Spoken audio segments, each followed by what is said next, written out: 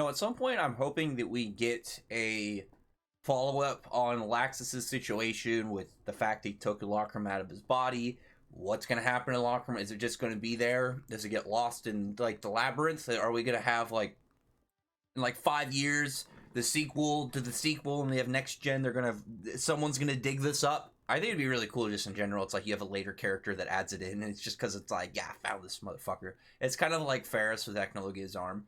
But as it were, there's still, especially too, it's like, does Laxus technically count as second gen? Where is he at now?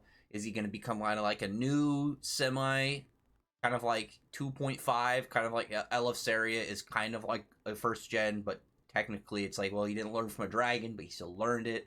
Either way, the the thing today we're going to talk about is primarily the difference in fundamentals of the other dragon slaying types, sorry, generations, and second gen.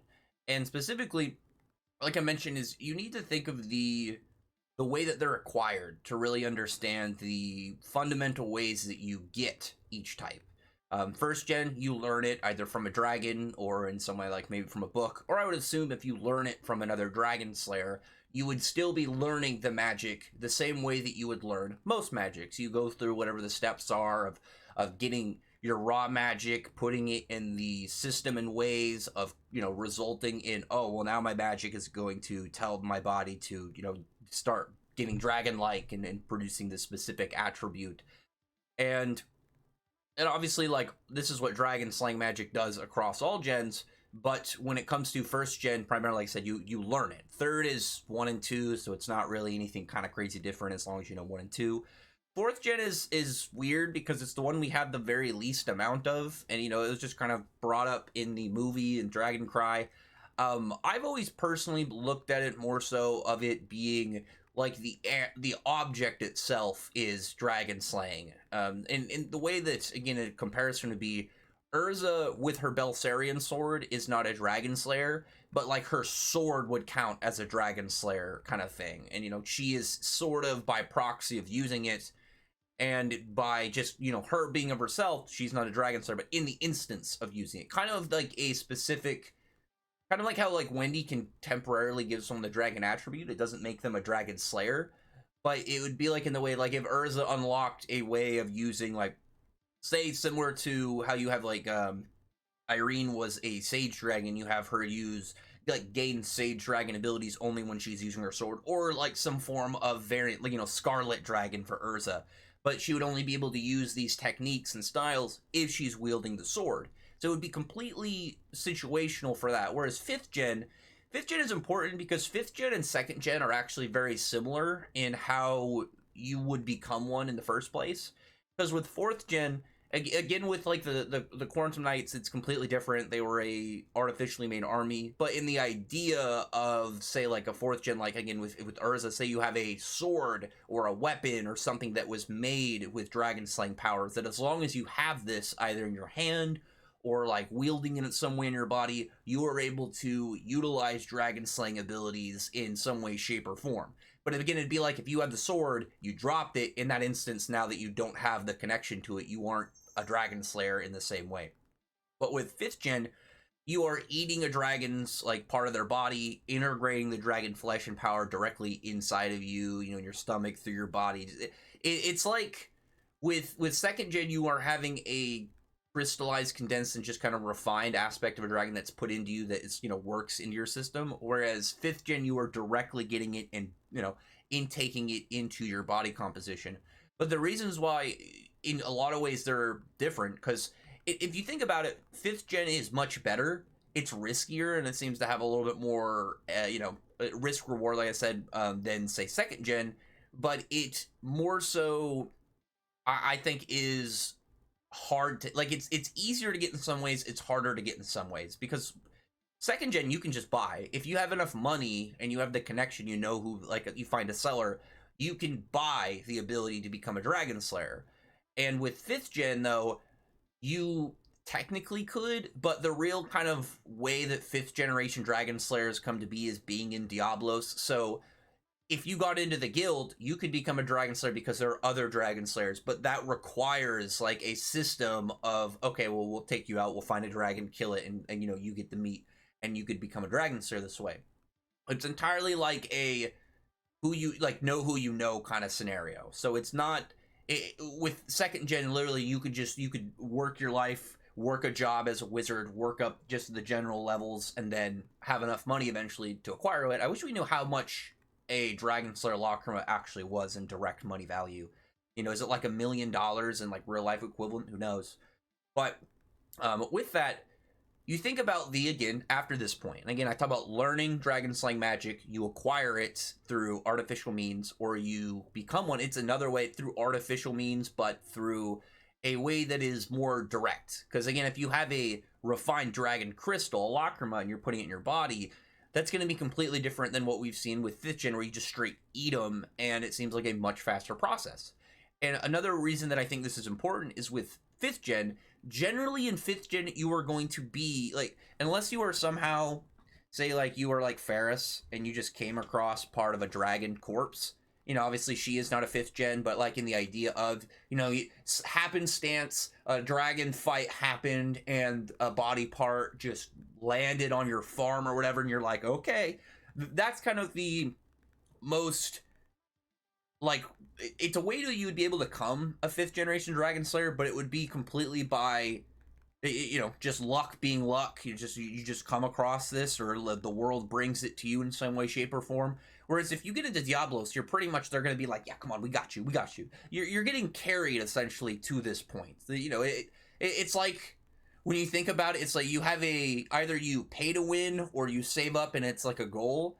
Or you have, in like Diablos' case, it is like, it's entirely like you're boosting your friends. Like, this guy joins the guild, you boost him up, make him more powerful. But again, the reason that's important is because, say if you watch them fight this dragon, or you watch these other Dragon Slayers fight, you are able to understand more about being a Dragon Slayer, using the powers, what exactly you're going to be implementing into your magic and your fighting style, when you see other people and other wizards of the same style go about this, you know, this style of magic itself. So with 1st gen, again, you learn it from the dragon. You are directly learning it from the dragons themselves, or in the case of Eleftheria, assuming he's not lying, you get it from like a book that explains it or some way, shape, or form. But you are intaking the knowledge in a way that makes sense to you, in the way that you access and conjure the magic more traditionally. With 2nd gen, and we see this, we saw this with Cobra, and we saw this with Laxus. We didn't really see this with God Serena, but they had magics beforehand, and then they acquired dragon slaying magics. With Laxus, it's a little different because he was a kid at the time, and his dad did it to him. But it seems like, at least from what we've shown, he used it more of like a power-up, similar to Cobra, and they kept it in their back pocket instead of using it all the time. And the reason I think this is very important is when you think about the way that you would go about your magic every day. Again, if you were using this primarily and atop it, and you learned it from either a dragon or you got it from people, again, that are already Dragon Slayers, you are able to, again, understand more faster, because you have a much more direct way of information going into your head. With a 2nd gen, when you think about it, say you're just a wizard, you just have money. You could not be like a really talented fighter. You could be somebody that's not really too, you know, well versed in the grand scope of the magic world, but in some way, shape, or form, you got this lacrima, and you're like, all right, I'm putting it into my body. I'm going to become a Dragon Slayer. So, oh, thanks. Alarm going off. So with that, you think about the fact that if you say you became a 2nd generation Dragon Slayer, you would at that point would be going entirely off of the unknown, because you would have, your body would alter, you would gain dragon-like properties, but you wouldn't have the same understanding as any of these other types. Because you think about it, it'd be like if you were going to build something. Say you were going to, say you're like, man, I really want to become a car mechanic of, like, you know, I don't know anything about cars, but, you know, old style, like 1970s American cars. It's completely different if you say you learned it from somebody who is like already a veteran and a pro in this scenario, or you have a book that's just straight, yeah, this is how you do it, this is how you get all the information, this is the step-by-step. With 2nd gen, though, it would be like if you were given the tools, but you didn't have the book. You were given all the stuff you need to work on this type of car, but you have to figure it out yourself. And obviously, it's not the same way as like working on a car in some way, shape, or form. Because it was Dragon Slayer, you would be able to experiment and mess around and do things, but you wouldn't have again the full scope of what you're doing the same way. Because you would be a person who has no real experience in what you're trying to tap into. Because well, most of the time, especially within the fairy tale world, and maybe it'll be different if if Igneous Planet dragons come back more, but most people would have relatively zero actual experience with dragons. You would only really have maybe a couple lore books, and even with dragon slayers, you aren't going to see them too often. So, because when you think of two, when you think about like you have like the Grand Magic Games where everything's being broadcasted, this is an event that happens specifically, versus the rest of the year you aren't seeing stuff. It's like watching TV. Maybe you've heard about or read about one of these dragon slayers, but you aren't seeing it and experience it in the same way that you could process the information. And say someone like Natsu has a lot of just general tap into instincts about how he uses his abilities. So somebody like him, if he was a second gen instead of a first gen, it would work more in their favor. Like maybe if you had somebody who grew up more in like the wild and had more of like a feral nature to them, and they became a second gen, they'd be able to tap into this style of dragon slaying magic a little bit more passively. But like say with Laxus, Cobra, God Serena, none of them have that same level of kind of like almost primal ferocity. And I think because of that, it's one of the reasons why second gen feels the slowest. Is on top of that, like we know that the getting Dragon Force from a Lacrima seems to just be easier, but with way less potency and way less end results. So when it's like when you have something like that and you don't actually know the full extent of what you could be capable of, it probably is really easy to be hard locked.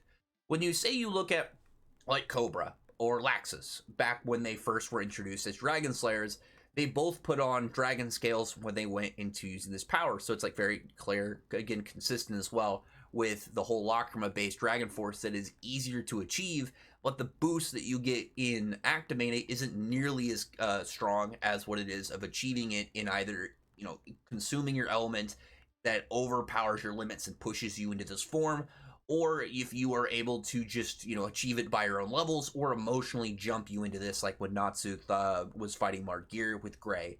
So if you think you're already good, it's probably really hard to really grasp and imagine the level of ceiling that you could achieve. And so it's like when you look at stuff like that, I think it's always been very clear that second gen, like fundamentally, it is, again, it's the easiest to directly achieve. It is the easiest dragon slaying method to achieve in any of the generations, because like third gen is technically the hardest, because you have to be 1 and 2. You have to be 1 already, or you have to somehow be 2 already, and then find a dragon or a dragon slayer to like teach you the methods and whatnot, and the magic itself at more of a fundamental level. But with that, it's like it's the easiest. You just need money. You need money and connections. But I think the reason for that, it's like it feels the most modern. It feels the most modern day style. I guess kind of there's a degree of like primitiveness of the way that 4th gen is. I think it's just because it was in the Quantum Knights that it feels a little bit more advanced, because it was in minions, constructed minions, where it's like if my whole way of seeing it with like Urza and her sword, for example, is correct, then I'd be like, well, it's technically, it feels like it, but it depends more on what you put the Lacrima dragon power into for an inanimate object. 5th gen is like entirely, you need dragon slayers and stuff to already exist to even get the ball rolling. And then 2nd gen, though, ultimately you just need you need money. You could even not need money. You could be a great thief. You could be a great thief and steal Lacrima, and then at that point it's like you go train and with your dragon slay magic, what are these guys going to do when they catch you? You're probably already more powerful than your average wizard, even just getting the first bits, unless you're like a kid. So there's a lot in 2nd gen that I've always thought, like, I kind of wish we would have a DirectX, like, word on panel explanation of, like, saying some of these things. But I think there's always, like, a value to being able to figure it out from looking over the series, like, using the logic of, like, okay, well, what is the difference between each of the I keep saying types, different generations, and what exactly is the way that you would acquire them in the mindset of in the verse? Because one of the things about it, it's not the same as like, oh yeah, it's they're just general levels to them. It's more so of what is the way that leads to one of these dragon slaying generations to be created from events in the verse. Like I said, first gen, you learn it directly again from the dragons, and in relatively all cases, the Elsair is different. Second gen, it has to do with like humans and going essentially like humans finding parts of a dragon and refining it in the more modern style to create this lacrima and then put it in your body and then going from there. Third gen, I'm just going to skip over third gen. Fourth gen, like I said, if you think about it, it's really just putting it in an animate object. So it's like if you took second gen and then put it towards an object in some way, shape, or form. And then fifth gen is entirely like societal based of your guild, and when having again someone like Eeyore to get the ball rolling to have other dragon slayers in your guild. So when it comes down to it, I think fifth gen has always been one, or sorry, second gen rather, has always been one that has been a little left out in the dark. And I think part of the reason is just like the ones that we've had for second gen, it's like we have Cobra, Laxus, both really cool. But when you look at it, Laxus doesn't use a lot of his direct dragon slaying abilities in the same way that we get a lot of the other characters. He tends to use his lightning powers more so and then works into his dragon slaying magic. Obviously, he's been using it more so as the series goes on. But Laxus never seems like the direct type and say like that like leans more into his dragon slaying abilities, because even when you look at say like his red lightning, that's not like it ties into his dragon magic and whatnot, but it feels more so because it's not blood red lightning dragons X, Y, and Z. It's always with red lightning in the name. I'm hoping that he further develops his red lightning dragon mode, but for the most part it feels kind of like halfway in between of being able of like fully pushing it into a new thing, and that's why I think he has it as a mode rather than having it as like outright techniques. But because of that, I think that it's always been leaned when it comes to second gen that they use other abilities that play into it, like different types of magic. Cobra with hearing magic, and then getting sound magic, having poison magic is like a lower level as well, and then Laxus having lightning magic outside of his dragon slaying magic. But I've always looked at it as like the thing with second gen that they should be doing, and Laxus has been doing again with his red lightning, but it's not been nearly as focused as I'm hoping, or sorry, I wish, and I'm hoping that we get a little bit more of it next time we get Laxus in the scenes, because I think that it's just harder to move Lax a lot of events, and especially because it's like when the first part we had him in 100 Years Quest, he was being taken over by Ferris, and we had him as an opponent for a while with Urza.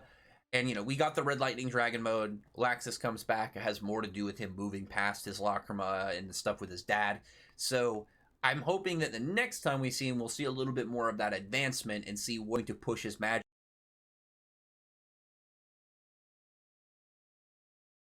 and whatnot forward.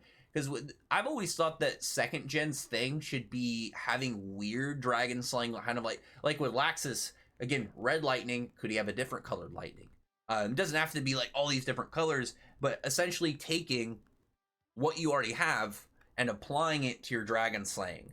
So similar to like how Gray, like when Wendy thought that Gray was using on top of his ice make in like a combo way, whereas Gray was like, no, I made a type of dragon or a type of devil slaying magic instead. So say with Laxus, if similar to how he has red lightning, if he had something with like integrating, and this would be something that I think would be like his most powerful. If he had something kind of like fairy law but integrated into his lightning, maybe not directly, but the concept of it, either or if he like comboed them together, or if he made a new lightning style based off of that, so he could only damage his enemies and not hurt his allies. And it's stuff like that that I would really like to see progressive, because like again, it's something that Laxus and again second gen really played into more, because when you think about third gen is mostly just like you are getting generally, I mean, you could do other elements as we saw with Future Rogue, but generally you're getting the same attribute and it's using it to buff what you already have. When you look at any of the 5th gen, they're just using their dragon slaying abilities. So it's only 2nd gen that is a dragon slayer character that uses magic generally outside of their dragon slaying of their characters and their abilities, that we never, like, we've gotten to degrees of it obviously, but we we haven't seen it really flourish. And I've got my fingers crossed, luckily, because Laxus, we're gonna have another moment of Laxus, I would assume, sometime in this arc where he's gonna have a fight, and Cobra is literally in the middle of getting pressed in his fights, and he's the only one of the Arasion Saints that I could see coming back and fighting his Arasion Sex opponent. I don't really see the rest of them having that same level of turnaround. I would assume that other characters are going to come and fight some of these people. Please, Mary Jane. Mary Jane, please. I meme on Mary Jane a bit, but I would love for Mary Jane to show up, be relevant again, get a new form, and really get to put in the stuff. So we'll see. But I would assume Laxus is going to show up at some point and really get a moment, as well as the ongoing events. If it's not the Arasion Sex, maybe one of the members of Fire and Flame, or we'll have some additional group or bad guy that shows up where Laxus can have a fight. Who knows? Either way, maybe we'll have Ivan. Ivan will be like, this will be Ivan's last, like, finally he's here to be in the series one last time, and he's like, I signed up with Ferris. I've bullshitted my way to become one of the strongest guys right now, and it's all whatnot, and becoming a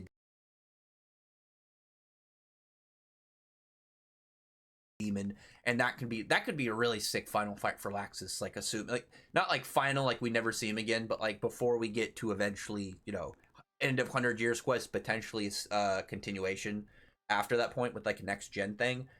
I would assume that would be like the best way for someone like him to close out. But again, I've really got my fingers crossed on him doing something like that. But it's something that I think will lay out more once we get a little follow up rather on Laxus situation. And again, it's easier to process, like, in how second gen is different once you look at the ways that, again, the characters learn them, implement them, and you think about you have to think about, again, variables of what the characters are doing and whatnot of the characters in the verse after or beforehand they get this power. Like I said, if you're say like Natsu, you understand aspects of a dragon. Like, we know that Natsu saw, you know, Igneel using breath attacks and like actual displays of his power, so he was able, you know, growing up, especially when you're a little kid, it's gonna seem way grander to much crazier level because you're young, you're a little kid, you're seeing these crazy things for the first time. So it's like Igneel just dusting off part of a mountain. To Natsu, it probably seemed like 50 times greater to like a little kid's perception. So for him, or, you know, with like Wendy and Grandine and whatnot, Godzilla and Metallicana, there's a level of just like where you got it from that would play into what is going to be in your mindset of what you work towards. Whereas like with someone like Laxus, you aren't, you know, second gen, you aren't going to have that same scope of what you're aiming for, and you're probably going to be thinking it more of like a human that is using the power rather than a lot of dragon slayers, as we see. Like, once they really get into the flow of like a fight, especially whenever it's two dragon slayers fighting, but they tend to slowly kind of work into the style, you know, dragon behavior. Like, you can see like Wendy's a really good example, because when she gets mad, she actually locks the fuck in and she gets pissed off.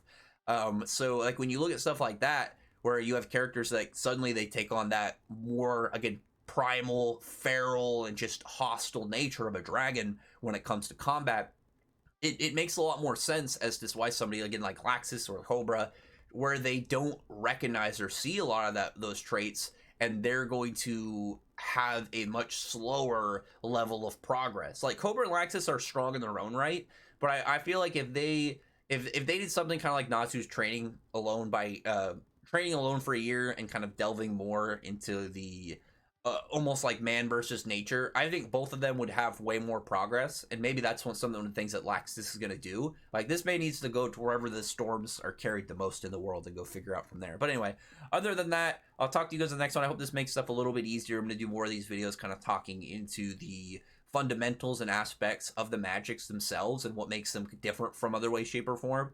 But again, with second gen, I think the biggest thing is more so just where did, you know, the person before and after, how did they acquire it? What was their mindset going into it? What is their mentality and aspects about how they use their powers that I believe is going to result in how fast they climb as a dragon. Because that's another big thing, like I said, is it's not just you're using the power, you are turning into a dragon, so you need to understand exactly what it is you are even utilizing in the first place. So comment below, tell me your thoughts are about this, what you would like to hear next. Do you want me to talk about another dragon slaying type? Is there magic that you want me to talk about? You know, does somebody really want me to talk about solid script? I think solid script would actually be pretty cool. But we'll talk more in the next one. Bye.